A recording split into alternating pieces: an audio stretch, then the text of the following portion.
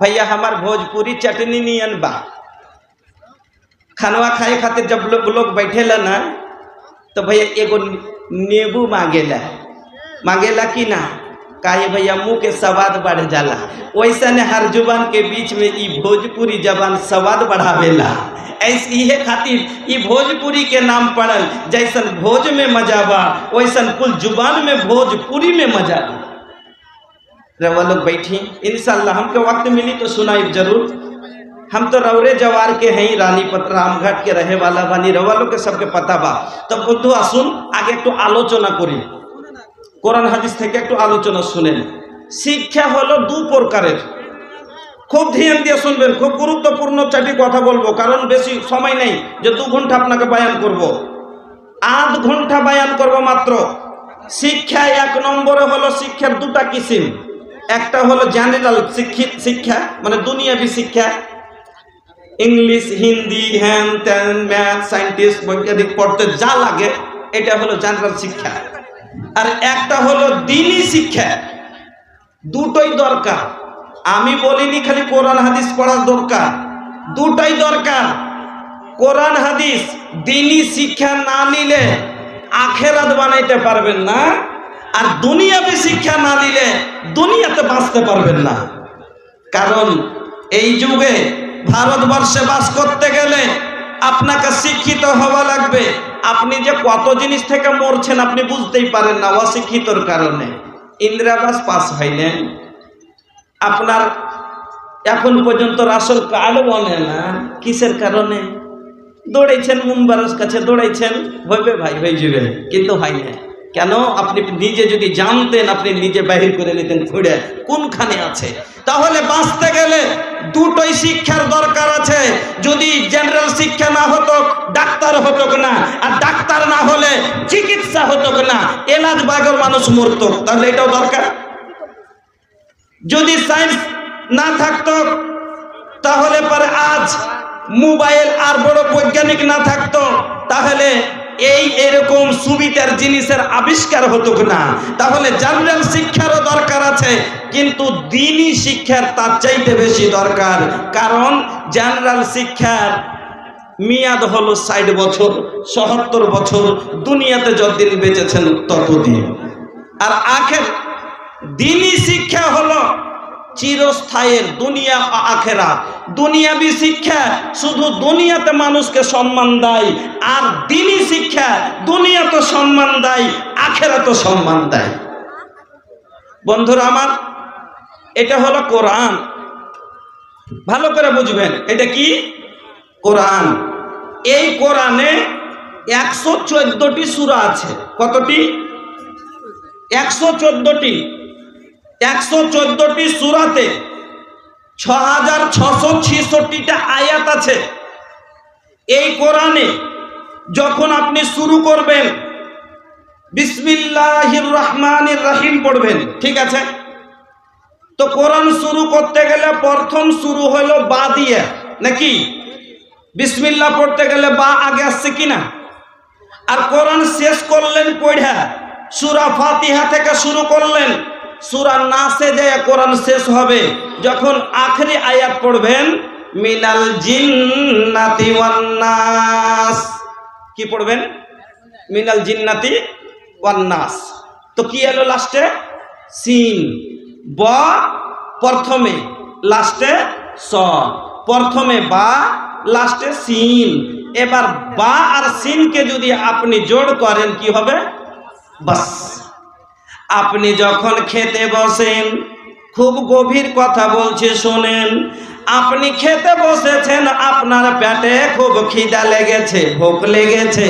আপনি খেতে বসে প্রথম থালিতে 2 চামচ ভাত দিয়েছে, আপনি 2 চামচ খায়ে আপনার পেট এখনো ভরেনি।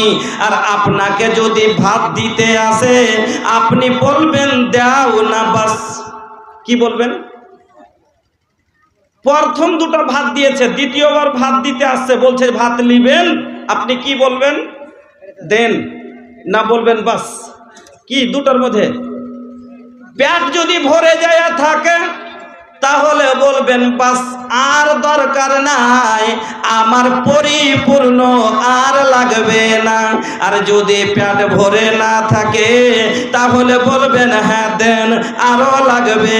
আমার বন্ধুরা, একটা মানুষের জীবনে যা দরকার সব আল্লাহ এই কোরআনের মধ্যে ভরে দিয়েছে। বা থেকে শুরু করে সিনে শেষ করে দিয়ে আল্লাহ বলেন বাস কোরআন শিখালে সারা দুনিয়া কোরআনের মধ্যে ভরা আছে। যা দরকার জীবনে সব এই কোরআনের মধ্যে। ডাক্তারি কোরআনের মধ্যে, ইঞ্জিনিয়ারিং কোরআনের মধ্যে, আপনার ওষুধ কোরআনের মধ্যে, শেফা কোরআনের মধ্যে, সব যা লাগবে।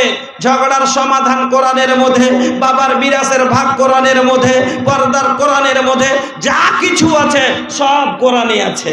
আমার বন্ধুরা, এবার আসুন, কোরআনে সব আছে। নামাজের কথা কোরআনে, রোজার কথা কোরআনে, হজের কথা কোরআনে, জাকাতের কথা কোরআনে, যাবতীয় কথা কোরআনে। কিন্তু কোরআনে এতগুলো সূরা, এতগুলো আয়াতের মধ্যে সর্বপ্রথম যে আয়াতটা নাজেল হলো, আল্লাহ নাজেল করলেন মানুষের কাছে, সেটা কি ছিল? ইকরা, পড়ো। কেন আল্লাহ নামাজের কথা বললেন না? কেন? তখন কি মানুষ নামাজের মতো বয়সের ছিল না? কথা বুঝবেন, তখনও তো মানুষ 30 বছরের ছিল, তখনও তো মানুষ 60 বছরের ছিল, তখনও তো মানুষ 20 বছরের ছিল, তখনও তো মানুষ 40 বছরের ছিল, যার উপরে নামাজ ফরজ ছিল। কিন্তু আল্লাহ আগে নামাজের কথা বললেন না।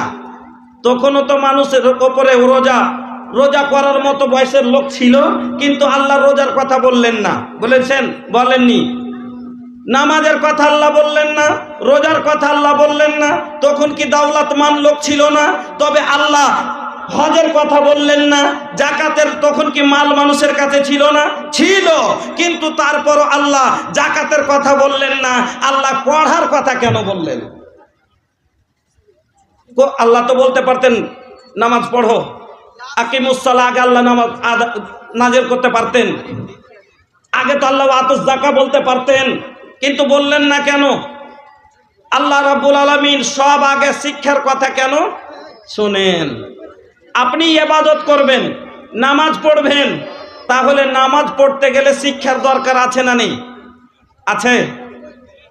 নামাজ যদি পড়েন, নামাজ পড়তে গেলে ওযু করতে হবে। উজু করতে গেলে উজুর কটা সুন্নাত পড়তে হবে, জানতে হবে, শিখতে হবে। উজুর ফরজ কটা শিখতে হবে। উজু কেমন করে করতে হয় তেমন এটা শিখতে হবে। না হলে উল্টা পাল্টা করে করলে বন্ধু আমার উজু হবে না। আর উজু না হলে আপনার নামাজ হবে না। আর নামাজ না হলে নেকি হবে না। আর নেকি না হলে ভাগ্যে জান্নাত হবে না।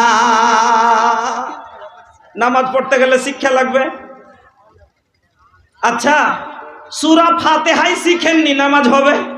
আল্লাহ যদি প্রথমেই নামাজের কথা বলতেন আর সূরা ফাতিহাই নাজিল হয়নি, সূরাই জানে না, নামাজ হতো?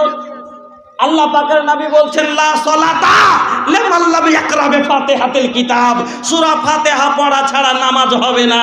এবার সূরা ফাতিহাই নাজিল হয়নি, সূরাই জানেন না, নামাজ পড়তে শুরু করে দেন, কি বলবেন? দুয়াই জানেন না, আপনি কি বলবেন?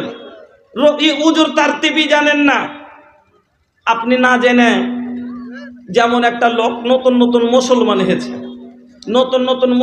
হয়েছে, তো ওর নাম ছিল অন্য কিছু, নাম রেখেছে আব্দুল্লাহ। তো আব্দুল্লাহ নাম রাখার পরে এবার ওকে সূরা ফাতিহাটা শিখালছে, কালমা শিখিয়ে সূরা ফাতিহাকে শিখালছে। খুব কষ্ট করে শিখলে সূরা ফাতিহাটা। এবার ও নামাজ পড়বে, কইছে ভাই हमको নামাজ পড়না है, নামাজ कैसे पढ़ा जाता हमको सिखा दीजिए। তো দেখেছে মোটামুটি, ওরাও জানে যে এরকম করে। তো উজু করতে কিন্তু জানে না। তখন এক বদনা জল এনে দিয়েছে, তোকে বলছে পहिले दोनों हाथ को धोइए, দু হাত ধুয়েছে। তারপরে বলছে কুল্লা কি দিয়ে, কুল্লা করা বুঝতে পেরেছে, হ্যাঁ কুলি করলাম, ফেলে দিলাম। তারপরে বলেছে নাক মে পানি ডালিয়ে, কিন্তু জানে না যে লাখে কতখানি পানি দিব। কুলি করতে বলেছে, বদনাই মুখে জল নিয়ে কুলি করে দিলে, হাত ধুইতে বলেছে জল ঢেলে দিয়েছে। এবার লাখে দিতে বলেছে, কেমন করে দিবে? বদনার লোলটা লাখে লাগিয়ে উল্টা করে ঢালতে শুরু করেছে। বাজবে না মরবে? বাজবে না মরবে? ওকে হচ্ছে নাক মে পানি ডালিয়ে। তো নবীর তারিকা যদি না জানতাম, না শিখতাম, তাহলে লাখে পানি কিভাবে দিতাম? বদনার লোল লাগিয়ে দিতাম। এই জন্য আল্লাহ আগে শিখ পরে পড়, আগে শিক্ষা পরে ইবাদত। ঠিক না বে ঠিক? একবার মুখ খুলেন না গো। বাঙালির ওয়াজ করতে ভাল লাগে, আমাদের বিহারের মানুষের যে কি মুখই খুলতে চায় না। একটু হু হাকার না হইলে কি ভালো লাগে? আগা যুগে কেসা কাহিনী কহা হইতো, হয়তো কি হয়তো না, তো পাঞ্জরে খালি একটা লোক রাখতো, হুঁকড়ি দেওয়া লোক থাকতো না, থাকতো না। বলছে দিয়ে তখন রাজা যেতে লাগলো, যেতে যেতে চলে যায়। তখন ও কইছে দিয়ে তখন ফের কইছে, তারপরে হাঁটতে শুরু করলে। তারপরে মানে ও খালি জিজ্ঞাসা করতে আছে, আর না তো হ্যাঁ। তারপরে তো কিছু মুখ খুলতে হবে। চুপচাপ बड़ा लगवा हो मुंह खोला। अरे कुछ बोला? আচ্ছা, তাহলে এবার আসুন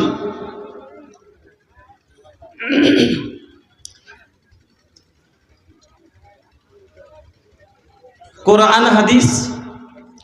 আপনাকে একটা শের শোনাবো বলে ভাবছিলাম, কিন্তু মাথা থেকে নেমে গেল কথাটা, এই জন্য রুকে আছে। হ্যাঁ, যা হোক, মনে আসবে তখন আপনাকে বা আপনার শুনিয়ে দেব।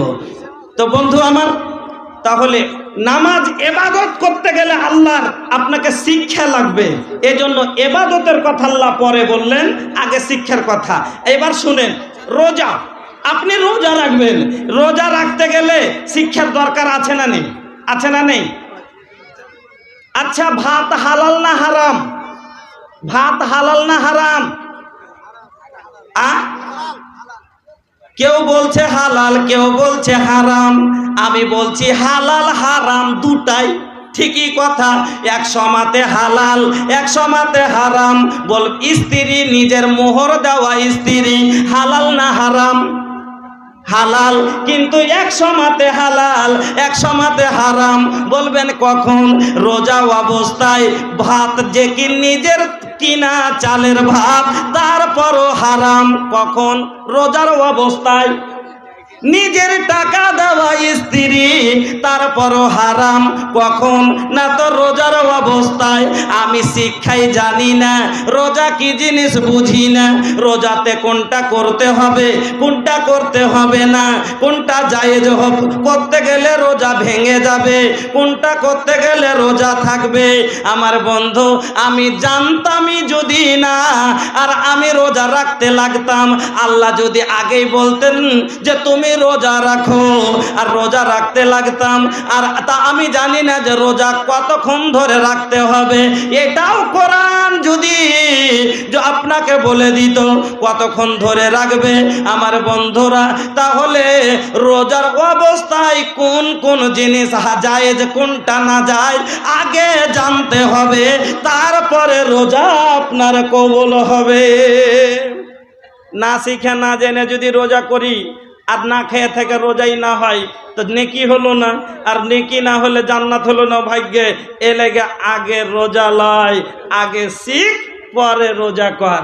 হজ করতে যাবেন, এবার হজ করতে যেতে গেলে হজের নিয়ম নীতি আছে না নেই? এহরাম কোনখান থেকে পড়তে হবে সব শিখে পারেন। আপনি জানেন না হজ করতে যাওয়ার আগে তালবিয়া জানেন কি জানেন না? লাব্বাইক আল্লাহুম্মা লাব্বাইক লা শারিকা লাকা লাব্বাইক। আপনি তালবিয়াটা কোনটা পেতেন? আগে যদি আল্লাহ বলে দিতেন যে হজ করো, তার হজ জানেন না আপনি, কেমন করে আপনি হজ করতেন? তাই জন্য আগে হজ কিভাবে করা যায় শিখ, পরে হজ কর। আমার বন্ধুরা, এই শিক্ষা কত দামি শিক্ষা। আপনাকে চলেন, লম্বা হয়ে যাবে, আপনাকে শর্টে নিয়ে যাই। ওয়াহাজাল ইলম আল্লাযী আদম আলাইহিস সালাম ফাযিলাতান ওয়া কারামাতান আলাল মালাইকা। এই শিক্ষার কারণে হযরতে আদম আলাইহিস সালাম সমস্ত ফেরেশতার উপরে সম্মানিত হয়েছিলেন। আদম আলাইহিস সালাম ফেরেশতার সবার উপরে ইজ্জত কেন পেলেন? যে ফেরেশতারা জানছিল না জিনিসপত্রগুলো, যেগুলো আল্লাহ নাম পুছ করেছিল, আদম শিখেছিলেন, জানছিলেন, বলে দিলেন, যার কারণে আদমের সম্মান ফেরেশতার উপরে হয়ে গেল।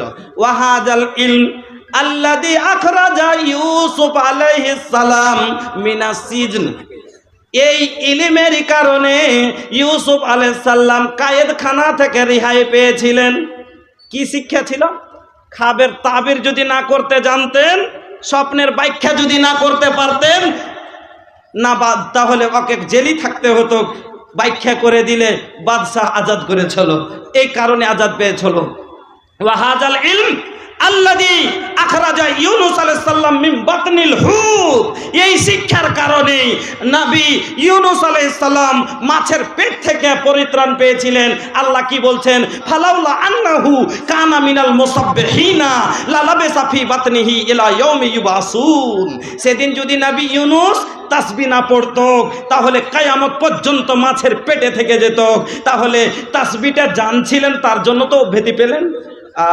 তাহলে আপনার উপরে কি কোনো বিপদ আছে না? অনেক বিপদ আছে, কিন্তু আপনি জানেন না যে অভ্যেতি কি করে নিতে হয়। আপনি জানেন না, জানলে পারে আপনি আল্লাহর কাছে এমনি অভ্যেতি পাবেন।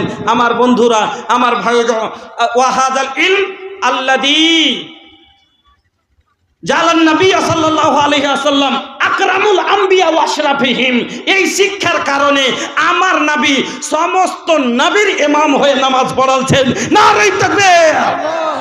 পড়াচ্ছিলেন নামাজ। মেরাজে যাওয়ার সময় নবী সমস্ত আম্বিয়ার ইমাম হয়েছিলেন কিনা? পেশওয়ায়ে রাসূল আম্বিয়া কে ইমাম, চমকে দুনিয়া में बनकर माहे तमाम, এই শিক্ষার কারণে নবী আমার সমস্ত নবীর ইমাম। বন্ধুরা আমার, এই শিক্ষা যদি না থাকতো, এই মাদ্রাসা যদি না আসতো জীবনে, এই কোরআনের শিক্ষা যদি না আসতো জীবনে, আরে আল্লাহর শুকরিয়া আদায় করেন বন্ধু।